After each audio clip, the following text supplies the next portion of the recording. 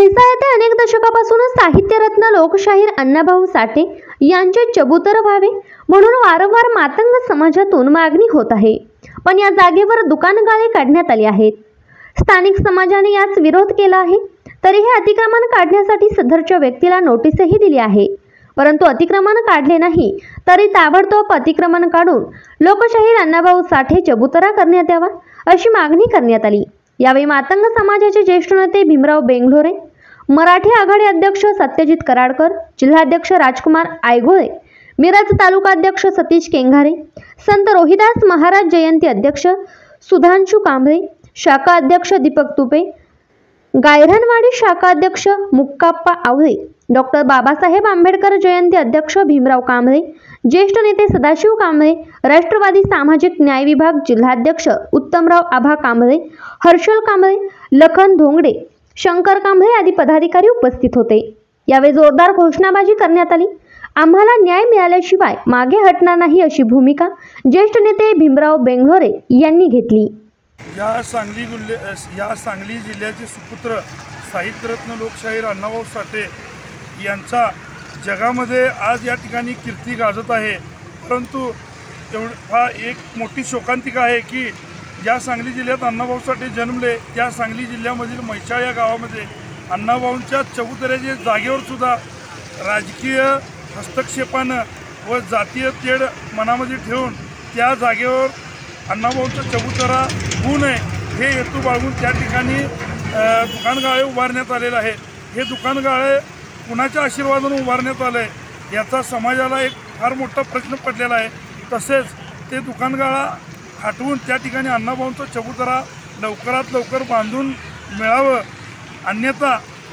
अन्यथा म्हैसाळमधील मातंग समाज हा त्या ठिकाणी जाऊन सदर जागा हा ताब्यात घेईल आणि याला सर्वस्वी प्रशासन जबाबदार राहील एवढंच मी या ठिकाणी सांगतो।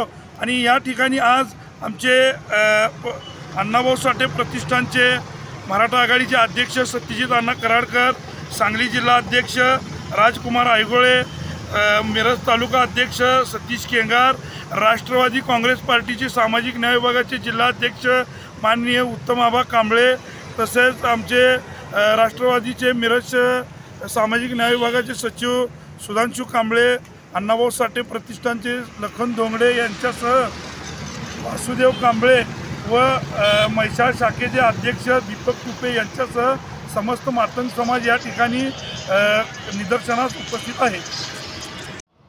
लोकशाहीर अण्णाभाऊ साठे यांचा रशियामध्ये देखील पुतळा उभा राहिला जातोय, परंतु साहित्यरत्न लोकशाहीर अण्णाभाऊ साठे यांचं जन्मगाव असलेल्या सांगली जिल्ह्यामध्ये अण्णाभाऊ साठेंच्या बाबतीत हे प्रशासन आणि हे शासन हे दुर्लक्ष करत आहे, याचा मी तीव्र शब्दात निषेध करतो। या ठिकाणी अण्णाभाऊ साठे यांचा चबुतरा म्हैसाळ तालुका मिरज या ठिकाणी आरक्षित जागा असताना देखील या ठिकाणी दुकानगाळे काढलेले आहेत।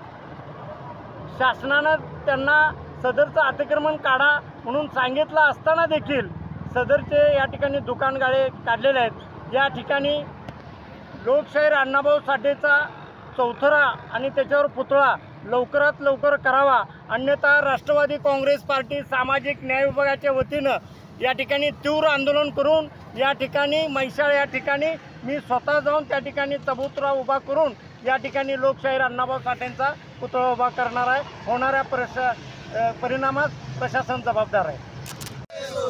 अण्णाभाऊ साठेंचा चबुतरा, अण्णाभाऊ साठेंचा चबुतरा, लोकशाहीर अण्णाभाऊ साठेंचा मातंग समाजाला न्याय, मातंग समाजाला न्याय, मातंग समाजाला न्याय। छत्रपती शिवाजी महाराज की, छत्रपती